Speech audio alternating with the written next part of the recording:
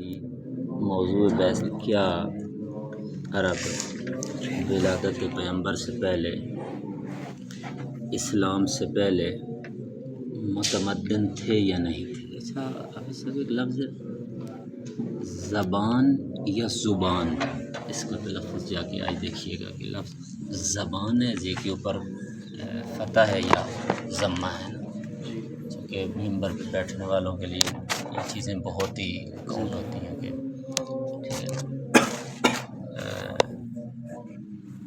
تو اس میں یہ تھا کہ مثلا کیا عرب کے پاس تمدن تھا، تہذیب تھی، یہ لوگ سویلائزڈ تھے، یہ شہری اور مقصد ہے کہ ایک مل جل کر زندگی گزارنے کے قائل تھے، یہ تہذیب یافتہ تھے۔ کہتے ہیں کہ جو گوستالوبون جو ہیں، یہ ایک رائٹر ہیں کہ جن کی کتاب کا نام ہے تمدن اسلام و عرب۔ اپنی اس کتاب میں اس کے صفحہ نمبر مثلا 87 سے لے کر 102 تک کہتے ہیں کہ یہی بحث کرتے ہیں، یہ کہتے ہیں کہ نہ، عرب جو تھے متمدن تھے، عربوں کے پاس تہذیب تھی، عرب سویلائزڈ تھے، کہ جس میں انہوں نے 4-5 دلیلیں دیں کہ پہلی دلیل ان کی زبان کی ہے۔ وہ کہتے ہیں کہ زبان ترقی نہیں کر سکتی جب تک کہ وہاں پہ امن نہ ہو، پیس نہ ہو، تہذیب نہ ہو، کلچر نہ ہو، لوگ مل جل کر رہنے کے عادی نہ ہوں تو زبان کیسے ترقی کر سکتی۔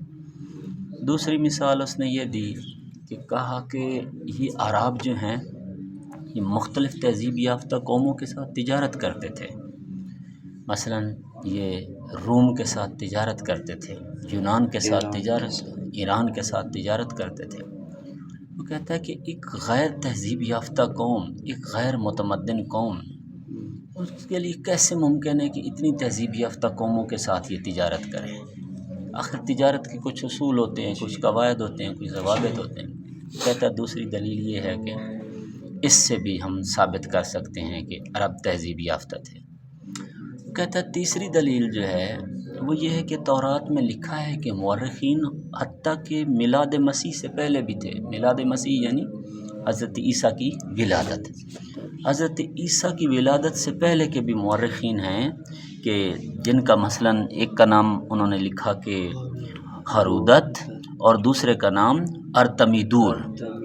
ان دونوں مورخین کا نام تورات میں وہ کہتا ہے اور موجود ہے، اور کہتا ہے کہ یہ مورخین جب تاریخ لکھتے ہیں تو یہ ایک تمدن کی دلیل ہے، ایک تہذیب کی دلیل ہے کہ یہ لوگ اس قدر سلجھے ہوئے ہیں کہ اپنے ماضی کو اپنی آنے والی نسلوں تک پہنچانے کے لیے یہ ان کو قلم بند کرتے ہیں، ان کو لکھتے ہیں، محفوظ کرتے ہیں، بھلے ان کے پاس لکھنے کا جو بھی طریقہ تھا۔ یعنی آپ کے ذہن میں یہ بات نہ جائے کہ وہ تاریخ لکھتے تھے تو کاغذ پہ لکھتے تھے، کاغذ کی صنعت بڑی دیر سے آئی ہے انسانیت کے سامنے۔ مثلا کھالوں پہ لکھتے تھے، مثلا پتوں پہ، کھجور کے درخت کے پتوں پہ لکھتے تھے، مثلا مختلف چیزوں پہ لکھتے تھے اور پتھروں پہ لکھتے تھے۔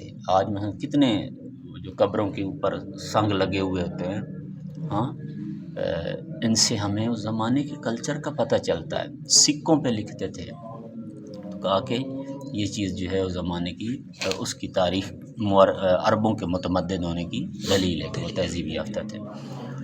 تو ہم ان کے جواب میں یہ کہتے ہیں کہ دیکھیں، زبان جس کو آپ نے مثلا موضوع بنایا کہ زبان تہذیب کی علامت ہے، اس میں کوئی شک نہیں، تہذیب کی علامت ہے۔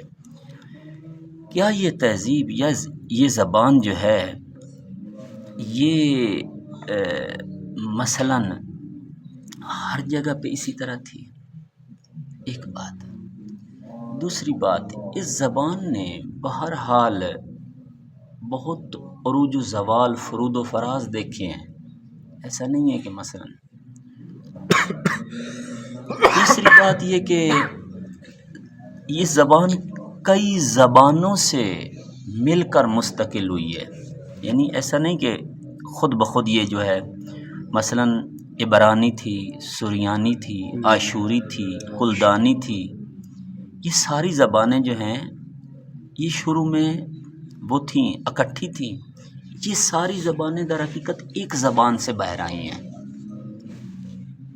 یہ کس بات کی طرف اشارہ ہے؟ اس بات کی طرف اشارہ ہے کہ پہلے جو انسان شروع کے تھے حضرت آدم علیہ السلام یا ان کی اولاد، ظاہراً وہ ایک ہی زبان بولتے تھے. اس ایک زبان سے پھر سریانی ہے، عبرانی ہے، آشوری ہے، کلدانی ہے، یہ زبانیں بعد میں آ رہی ہیں. ہم یہ کہتے ہیں کہ آپ جو زبان کی بات کر رہے ہیں تو زبان، حتیٰ کہ عربی زبان بعد میں، عربی زبان جب سامنے آتی ہے تو عربی زبان بھی مثلاً جو ہے یہ ایسا نہیں کہ یہ اپنی ذات میں شروع سے بالکل ہی مستقل تھی. نہ، عربی زبان بھی مثلاً منشعب ہے. کس سے منشعب ہے؟ آشوری اور کلدانی اور ان زبانوں سے. اور عربی زبان نے جب اپنے تکامل کا وہ کی منزل طے کی ہے تو وہ خود عبرانی اور آشوری کے ذریعے جو ہے انہوں نے اپنی تکامل کی منزل طے کی ہے. خیر یہ ایک بحث ہے جو بہت ہی وہ ہے، جس کے لیے کافی وہ وقت بھی چاہیے ہے اور شاید آپ کی سطح سے بھی تھوڑی بلند ہے. تو اس کو میں اتنا ہی کافی سمجھوں گا کہ مثلاً اس کو ہم 100% اس طرح سے دلیل نہیں بنا سکتے کہ زبان جو ہے وہ اپنی بلندی پہ چلی گئی تھی تو اس کا مطلب ہے کہ سارا کا سارا عرب تہذیب یافتہ تھا. دوسری چیز جو ہم نے پڑھی وہ یہ پڑھی کہ یہ تجارت کرتے تھے. ٹھیک ہے، تجارت کرتے تھے. کیا پورا کا پورا عرب تجارت کرتے تھے؟ نہ بابا، چند مخصوص شہر تھے جو واقعاً تجارت کرتے تھے ان کے ساتھ نا.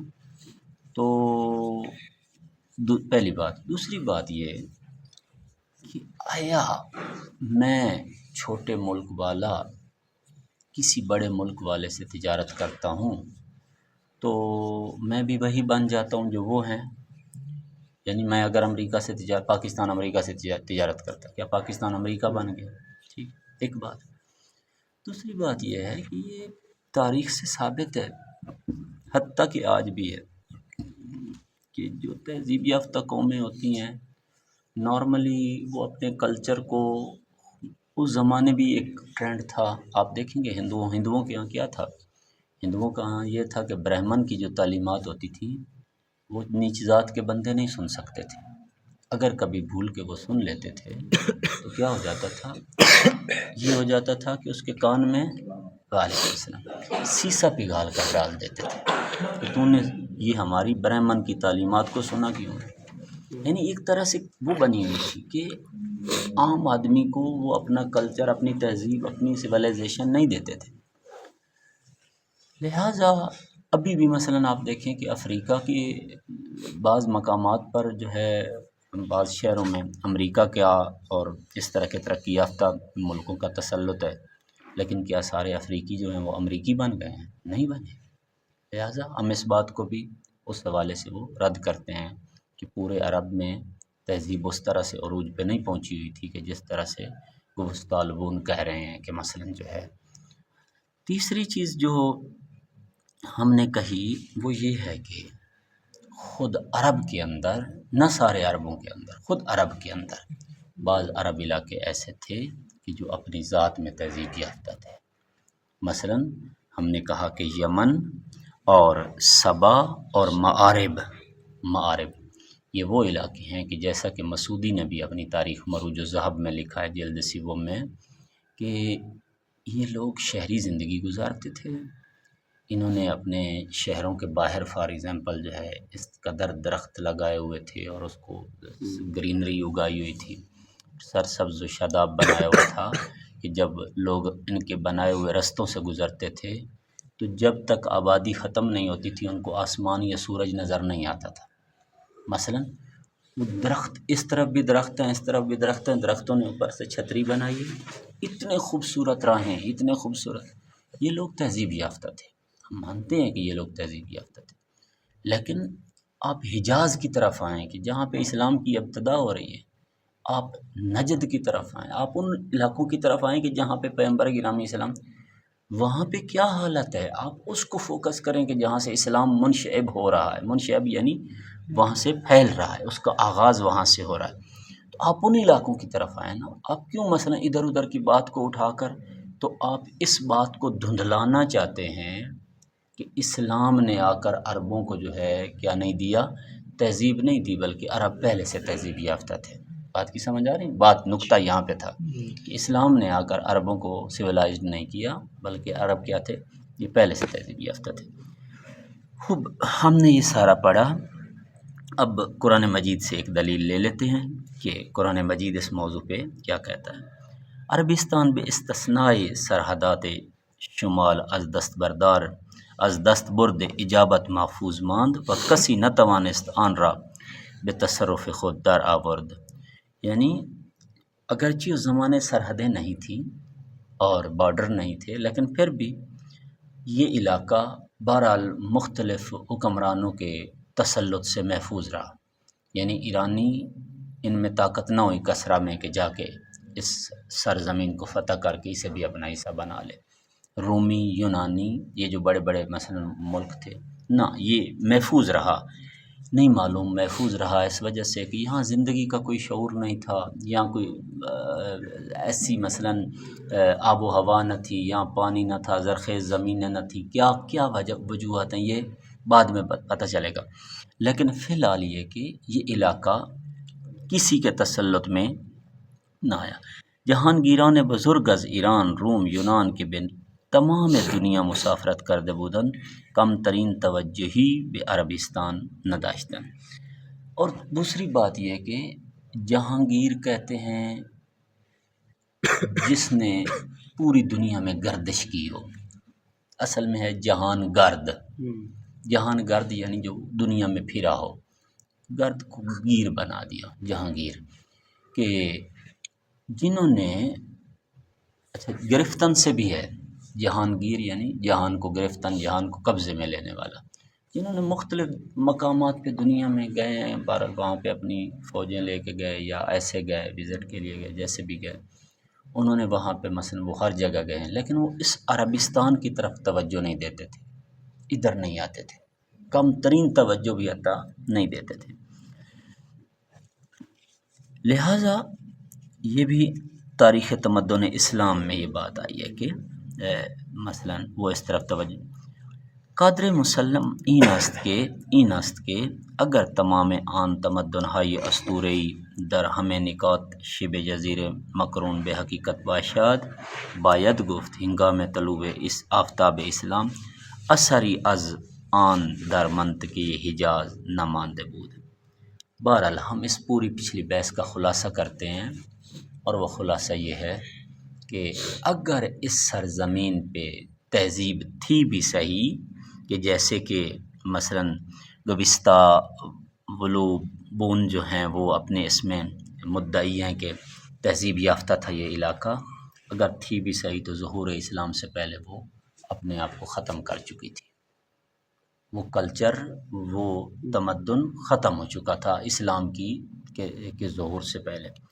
ایک بات یہی وجہ ہے اثری از آن در منطقی حجاز باقی نمانده بود، مکے میں نہیں تھا. چنان کہ قرآن مجید این آیے را بیان می کند، یعنی قرآن اس آیت سے ثابت کرتا ہے کہ اس زمانے کی تہذیبی صورتحال کیا تھی اور لوگ کس جگہ پہ پہنچے کھڑے تھے. قرآن فرماتا ہے وَكُنْتُمْ عَلَى شَفَا حُفْرَةٍ مِّنَ النَّارِ فَأَنْقَذَكُم مِّنْهَا، کہ اے جمعیت عرب قبل از گرویدن به آئین اسلام بر لب پرتگاہ آتش بودید. کہ اے عربو، اسلام کے آنے سے پہلے تم جہنم کے کنارے پہ پہنچے کھڑے تھے، تم جہنم کے کنارے پہ پہنچے کھڑے تھے. بس اللہ نے کہا کیا سپس اسلام شمارا نجات داد. اسلام آیا اور اس نے تمہیں جہنم سے پیچھے کھینچ لیا، تمہیں بچا لیا، تمہیں نجات دی. بہرحال قرآن مجید کی یہ آیت اس بات کی دلیل ہے کہ یہ تہذیب کے اعتبار سے، کلچر کے اعتبار سے، تمدن کے اعتبار سے اس سطح پہ پہنچ چکے تھے کہ اب اگلا ان کا جو سٹیپ تھا وہ جہنم میں گر جانا تھا. ٹھیک ہے، آل عمران، ہاں سورہ مبارکہ آل عمران آیت نمبر 103. اسی موضوع پر ہم دوسری دلیل لے آتے ہیں کہ عرب تہذیب یافتہ تھے یا نہیں تھے. دلیل کن سے ہے؟ وہ مولا علی سے ہے علیہ الصلوۃ والسلام سے۔ حضرت علی بھی نہج البلاغہ میں اسلام سے پہلے جو عربوں کی صورتحال ہے اس کو بہرحال بیان کرتے ہیں۔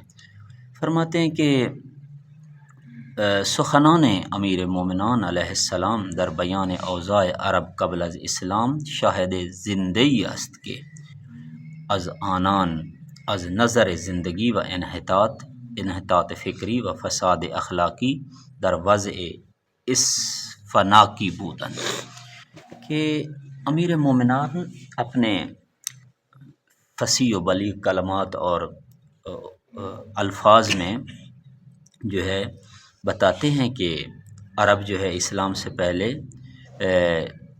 کس طرح انحطاط فکری میں مبتلا تھے، فساد اخلاقی میں مبتلا تھے، اور بدترین وضعیت ان کی معاشرتی زندگی کو گھیرے ہوئے تھی۔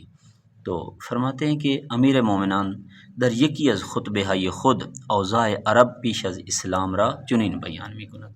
مولا علی علیہ السلام اپنے ایک خطبے میں عرب کی جو وضعیت ہے، جو سوشل لائف ہے، اس کو اپنے خطبے میں اسلام سے پہلے جو وضعیت ہے اس کو اس طرح بیان کرتے۔ فرماتے ہیں خداوند محمد را بیم دہندے جہانیان و امین وحی و کتاب خود مبعوث کرد۔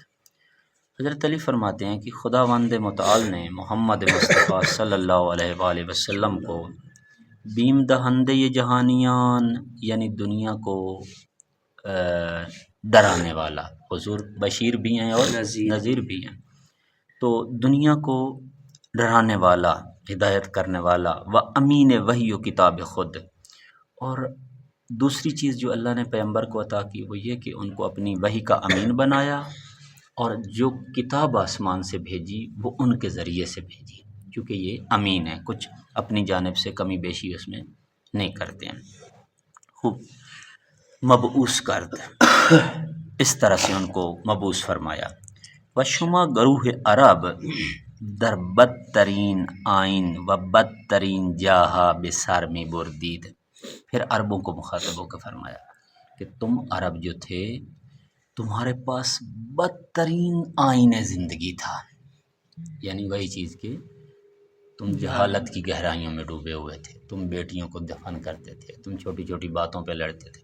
مولا فرماتے ہیں کہ تم شما عرب در بدترین آئین و بدترین جاہا بسر میں بردید، ایک تمہارا آئین اتنا پست اور رذیل اور وہ تھا کہ ہر طرح کی اخلاقیات سے دور تھا، دوسری جو تمہارے لیونگ سٹائل اور تمہارا زندگی گزارنے کا مکان تھا وہ بھی، مثلا فرماتے ہیں ایک جگہ پہ فرماتے ہیں تم حیوانوں کی طرح زندگی گزارتے تھے، اور حیوانوں کے سانپوں کے سروں کے اوپر تم بعض دفعہ مثلا قدم رکھتے تھے اور ان کے مابین سو جاتے تھے، یہ تمہاری زندگی تھی۔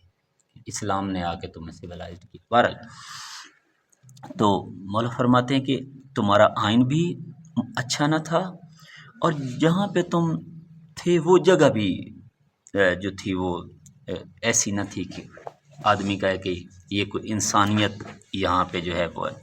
فرمایا درمیان سنگلاخ خاک و مارہائے کر، سنگلاخ جنگلوں کو کہتے ہیں، جنگلوں میں رہتے تھے، مار سانپوں کو کہتے ہیں کہ از ہچ صدائی نمی رمیدن، تم سانپوں اور جنگلوں میں رہتے تھے، سانپوں کے درمیان تمہاری زندگی ہوتی تھی کہ جو کسی بھی وقت تمہیں کاٹ لیتے تھے اور تمہاری زندگی کا خاتمہ ہو جاتا تھا، ٹھیک ہے، وہاں پہ تم جیتے تھے۔ اقامت داشتید یعنی رہتے تھے۔ آبائی لجن رامی یا شامی دید، جو تم پانی پیتے تھے وہ ایسا پانی تھا کہ وہ اس قابل نہ تھا کہ انسان اس کو پیے۔ حیوان بھی اسی جوہر سے پیتے ہیں، انسان بھی، پھر وہ جو پانی ہے وہ مٹی والا ہے، پھر وہ پانی صاف ستھرا نہیں ہے، گویا تمہاری ایک زندگی حیوانوں جیسی زندگی ہے۔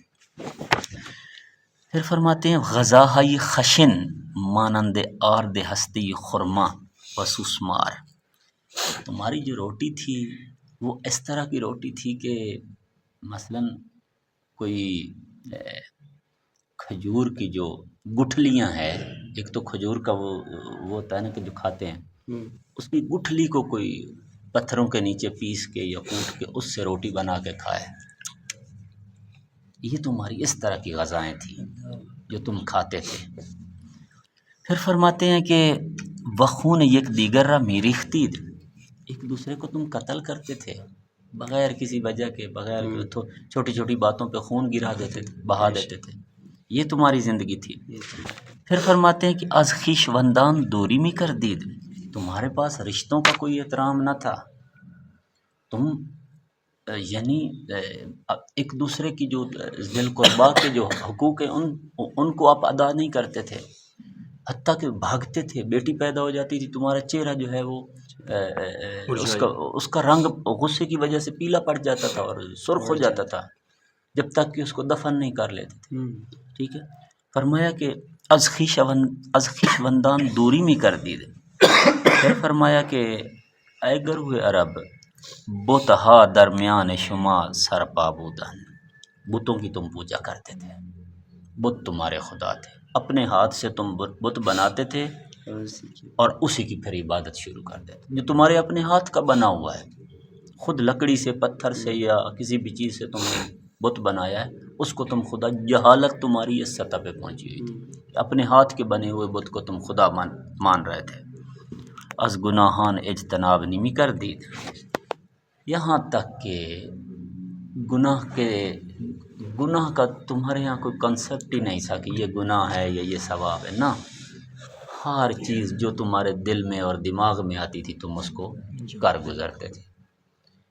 یہ چیز اس بات کی دلیل ہے کہ امیر مومنان کے جو صداقت کی اس منزل پہ ہیں کہ ہم ان کو مثل پیمبر صادق و امین سمجھتے ہیں، کیونکہ وہ نفس رسول ہیں، مثل پیمبر وہ صادق و امین ہیں۔